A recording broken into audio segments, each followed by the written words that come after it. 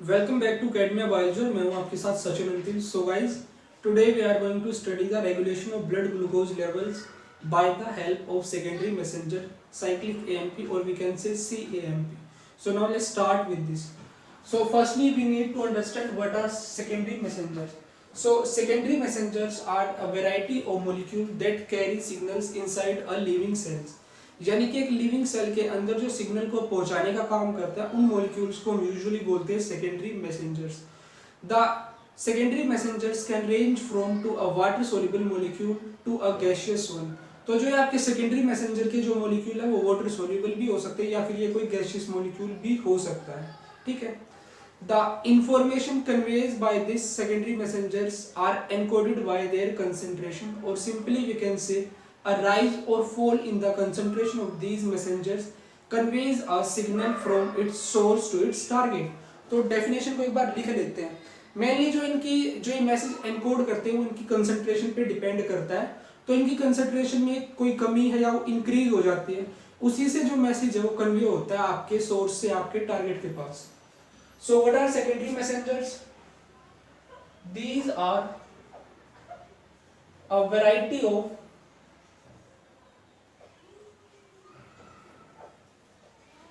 molecules that carry signals inside a living cell. Inside a living cell. So the secondary messengers can range from a water soluble molecule to a gaseous one. Can be a water soluble molecule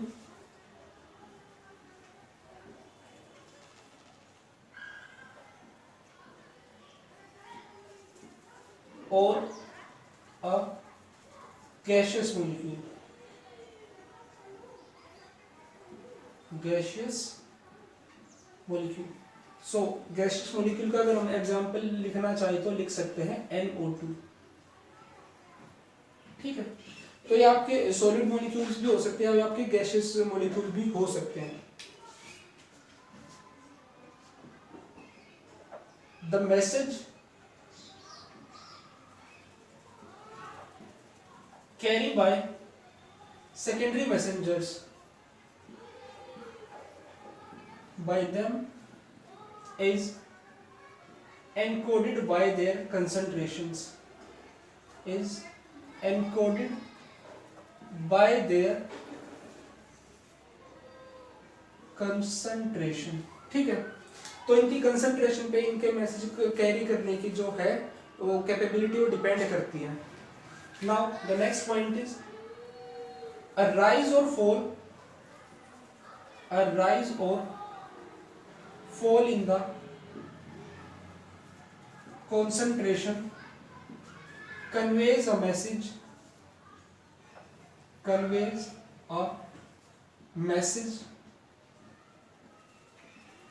from source to target,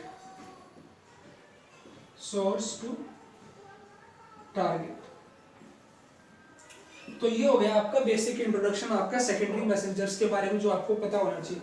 mainly आज जिसके बारे में हम बात करने वाले हैं वो है आपका CAMP यानी कि साइक्लिक एडिनोसाइन मोनोफॉस्फेट। तो देखते हैं किस तरह से ब्लड ग्लूकोज लेवल्स को रेगुलेट करता है। सपोज करो ये है हमारे पास एक प्लाज्मा में हमारी मेम्ब्रेन सेल की,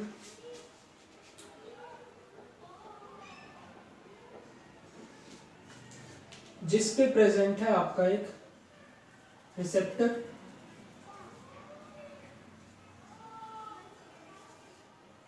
और इस रिसेप्टर से अटैच्ड है आपका लिगेंड या फिर signalling molecule. So this is our receptor. देखो ये चीजें जो आज मैं बता रहा हूँ स्टार्टिंग वाली वो हम लास्ट टाइम ऑलरेडी डिस्कस कर चुके हैं। ठीक है। तो जैसे ही इस पे क्या आपका जो सिग्नलिंग मॉलिक्यूल है रिसेप्टर के साथ अटैच होगा, there will be some conformational changing in your receptor और इसी की वजह से जो आपका रिसेप्टर है वो आपके जी प्रोटीन के साथ बाइंड करना चाहेगा। तो अब देखते हैं आपका जी protein. This is the alpha subunit of your ji protein, this is gamma and this is beta. और जो आपका जी प्रोटीन होता है उसकी अल्फा सबयूनिट के साथ अटैच होता है आपका ADP। ठीक है, तो ये क्या है आपका, this is your ji protein. तो अब क्या होगा, लिगैंड की बाइंडिंग की वजह से आपका रिसेप्टर बाइंड करेगा आपके जी प्रोटीन से। जी प्रोटीन के साथ बाइंड होने के बाद आपका जो जी प्रोटीन की अल्फा सब यूनिट है ये क्या कर देगी, ये आपके sorry this is GDP not ADP, ये है आपका जीडीपी। तो बाइंड होने के बाद जो आपकी जी अल्फा सब यूनिट है वो आपके जीडीपी को लूज कर देगी and this GDP is replaced by GTP. तो ओवरऑल हम बोल सकते हैं कि यहाँ पे आपका जीडीपी की जगह पे आपका जीटीपी आ जाएगा। ये आपका फर्स्ट स्टेप है इसमें। ठीक है, ये जीटीपी अटैच होने के बाद जो आपकी अल्फा सब यूनिट है ये क्या करेगी, ये खुद को डिटैच कर लेगी किससे, आपकी गामा और बीटा सब यूनिट से। तो आपकी जो जी अल्फा सब यूनिट है उसने खुद को डिटैच कर लिया है आपकी गामा और बीटा सब यूनिट से and it is having a ATP molecule. यहां तक पहले भी देख चुके हैं, उसके बाद का भी थोड़ा हमें पता है। अब जो ये आपका जी अल्फा सब यूनिट है ये आपके इफेक्टर के साथ जाके बाइंड करेगी। इफेक्टर मान लीजिए ये है हमारा कोई इफेक्टर,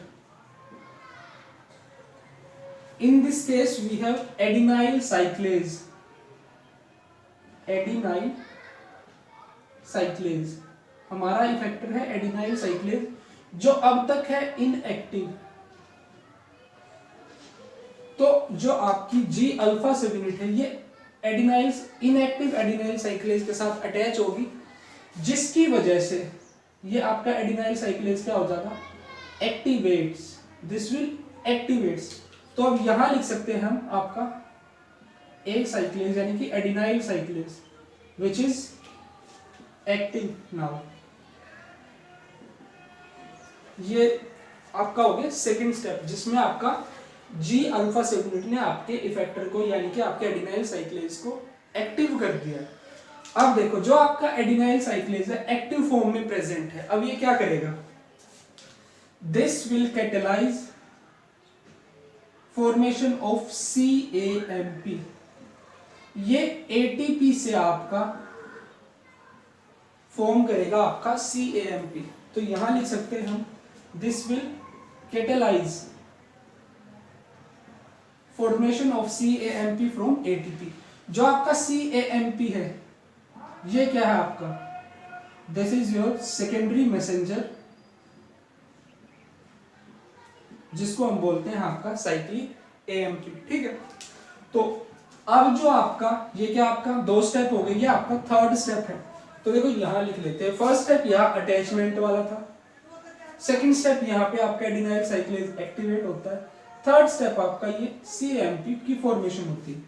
अब जो आपका CAMP है ये क्या करेगा, हमारे सेल में कुछ स्पेसिफिक टाइप के प्रोटीन काइनेज होते हैं जिनको हम बोलते हैं आपका PKA, यानी कि ये इनएक्टिव है फिलहाल के लिए, दिस इज इनएक्टिव और नाम है इसका protein kinase, protein kinase A।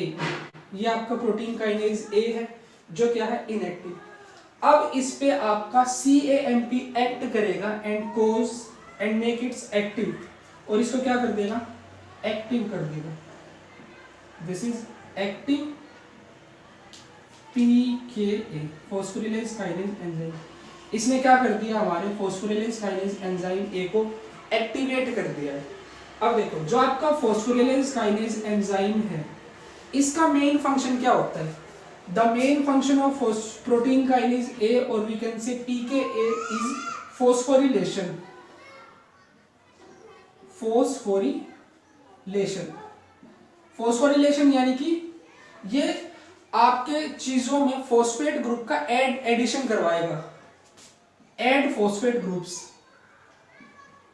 Add phosphate groups. ठीक है, तो देखो लास्ट टाइम हमने क्या देखा था, जो अपना 7th स्टेप था जीपीसीआर में, उसमें फॉस्फोरिलेशन होता है। फॉस्फेट ग्रुप ऐड होने की वजह से जो आपका रिसेप्टर था उसकी एक्टिविटी ब्लॉक हो जाती है, यानी कि वो आपके जी प्रोटीन के साथ बाइंड नहीं हो पाता है। तो उस केस में हमने देखा था फॉस्फोरिलेशन की वजह से जो आपका एंजाइम था वो डीएक्टिवेट हो गया। तो ये जरूरी नहीं है कि जो आपका फॉस्फोरिलेज एंजाइम है हर बार डीएक्टिवेशन ही करवाए। The phosphorylation can either cause activation or as well as it can cause deactivation। तो जो आपका पीके एंजाइम है जो फॉस्फोरिलेशन करवाते हैं, फॉस्फोरिलेशन से आपके एंजाइम एक्टिव भी हो सकते हैं और आपके एंजाइम डीएक्टिव भी हो सकते हैं। तो यहां देखो हमारे पास दो तरह की चीजें प्रेजेंट होती है, एक तो होता है हमारे पास ग्लाइकोजन सिंथेज, यानी कि जो ये पर्टिकुलर एंजाइम है ये क्या करवाता है, ग्लाइकोजन का फॉर्मेशन करवाता है ग्लूकोज से। तो अगर इसका हम क्या करवा दें, ग्लाइकोजन सिंथेज का हम करवा दें फॉस्फोरिलेशन, फॉस्फोरिलेशन, तो इससे ये जो एंजाइम है ये क्या हो जाएगा, this enzyme will become inactive. तो ये आपका पर्टिकुलर एक एंजाइम इनएक्टिव हो जाएगा ग्लाइकोजन सिंथेज। फिर यहीं पे हमारे पास एक दूसरा एंजाइम होता है ग्लाइकोजन फॉस्फोरिलेज, तो मान लीजिए हमारे पास जो ये पर्टिकुलर एंजाइम है ये है इनएक्टिव फॉर्म में, इनएक्टिव। तो अगर इसको एक्टिवेट करना है, दिस इज जी फॉस्फोरिलेज यानी कि ग्लाइकोजन फॉस्फोरिलेज, तो इसको क्या होगा, इसका क्या करवाना है हमें, इसको एक्टिव करवाना है। तो इसके फॉस्फोरिलेशन की वजह से आपका जो ये एंजाइम है ये एक्टिव हो जाएगा। तो पीके क्या करेंगे, दो काम करेंगे, एक तो फॉस्फोरिलेशन करवा के एंजाइम को इनएक्टिवेट करेंगे आपके ग्लाइकोजन सिंथेज को, दूसरा ये फॉस्फोरिलेशन करवाएंगे ग्लाइकोजन फॉस्फोरिलेज का, जिसकी वजह से इनएक्टिव एंजाइम एक्टिवेट हो जाएगा। तो यहाँ पे ये चीज क्लियर होती है कि फॉस्फोरिलेशन हमेशा डीएक्टिवेशन नहीं करवाता है, फॉस्फोरिलेशन की वजह से आपका एंजाइम एक्टिव भी हो सकता है, डीएक्टिवेट भी हो सकता है। ठीक है, तो ये अपना कौन सा स्टेप हो गया, this is third step formation and this is fourth step. So here we can write fifth step. तो ये हमारा फिफ्थ स्टेप हो गया जिसमें आपका जी फॉस्फोरिलेज यानी कि ग्लाइकोजन फॉस्फोरिलेज एक्टिवेट हो गया। अब जो ये पर्टिकुलर एंजाइम है ये क्या करेगा, ये करवाएगा आपका ग्लाइकोजन का breakdown, this is glycogen and here it will cause its breakdown. तो यहां पे क्या मिल जाएगा हमें, ग्लूकोज। ठीक है, तो ग्लाइकोजन का ब्रेकडाउन किसने करवाया, फॉस्फोरिलेज एंजाइम ने क्या करवा दिया, ब्रेक डाउन। ठीक है, तो इस ब्रेकडाउन की वजह से ग्लूकोज ज्यादा बन गया और इसी की वजह से क्या होगा, हमारा ब्लड ग्लूकोज लेवल इंक्रीज हो जाएगा। अब जो है आपका ग्लूकोज ये कहा जाएगा, this will enter into your blood stream. So suppose this is your blood stream. So guys I hope यहां तक आपको ये चीजें समझ आई होंगी किस तरह से डिफरेंट एंजाइम्स एक्टिवेट होते हैं और किस तरह से वो ब्लड ग्लूकोज लेवल को इंक्रीज करवाते हैं। ठीक है, तो अब देखो यहाँ पे एक चीज ऑब्वियस है, अगर कोई चीज शुरू हुई है that it must be stop, तो उस चीज को रोकने के लिए भी हमें कुछ एंजाइम्स चाहिए। तो देखो जैसे यहाँ पे हमारे पास प्रोटीन काइनेज थे, वैसे ही हमारे पास कुछ स्पेसिफिक एंजाइम्स होते हैं। सो आई एम राइटिंग हियर, तो हमारे पास एंजाइम्स होते हैं फॉस्फेटेज, ठीक है, ये फॉस्फेटेज 1 2 ये अलग अलग टाइप के होते हैं, बेसिकली आपको याद रखना कि ये फॉस्फेटेज होते हैं। तो ये जो फॉस्फेटेज एंजाइम्स होते हैं क्या करवाते हैं, these will remove phosphate groups, remove phosphate groups। तो अब ये फॉस्फेट ग्रुप्स उन्हीं जगहों से तो रिमूव कर सकते हैं जहां पे ऐड हुए होंगे। तो हमारे फॉस्फेट ग्रुप्स ऐड हुए थे ग्लाइकोजन सिंथेज में और आपका ये आपका काम हुआ था आपके ग्लाइकोजन फॉस्फोरिलेज में। तो ग्लाइकोजन सिंथेज से और ग्लाइकोजन फॉस्फोरिलेज से यहाँ से फॉस्फेट ग्रुप्स का अगर रिमूवल हो जाएगा तो इनकी एक्टिविटी हो क्या होगी, उल्टी हो जाएगी। यानी कि यहाँ पे आपका ग्लाइकोजन सिंथेज एंजाइम एक्टिवेट हो जाएगा, जिससे आपका ग्लूकोज से ग्लाइकोजन बनने लग जाएगा, यानी कि ग्लूकोज से ग्लाइकोजन बन जाएगा। ये रिएक्शन आपकी उल्टी हो जाएगी। सिमिलरली यहाँ पे अगर आप यहाँ पे फॉस्फोरिलेशन यानी कि फॉस्फेट ग्रुप्स को रिमूव कर देते हैं तो क्या होगा, जो ये आपका एक्टिव एंजाइम है ये इनएक्टिव हो जाएगा। अगर ये इनएक्टिव हो गया तो आपका ग्लाइकोजन का ब्रेकडाउन नहीं होगा। तो ये आपका रोल प्ले करते हैं आपका termination in the termination of response. दूसरी चीज यहाँ पे हमारे पास होती है फॉस्फोडाइएस्टरेज। फॉस्फोडाइएस्टरेज, ये फॉस्फोडाइएस्टरेज क्या करते हैं, ये आपके CAMP मॉलिक्यूल्स को डिस्ट्रॉय करते हैं। CAMP डिस्ट्रक्शन, ठीक है। तो पर्टिकुलरली इस पार्ट को हम लिख सकते हैं आपका termination of response. Termination of response that is achieved by the help of phosphatase and phosphodiesterase. तो इसी के साथ हमारा आज का टॉपिक कंप्लीट होता है। If you have any difficulty in any of these steps और previous topic that we have already discussed, then you can ask me in the comment section. I will give the best answer, best solution that I can provide. So guys, stay tuned for the next one.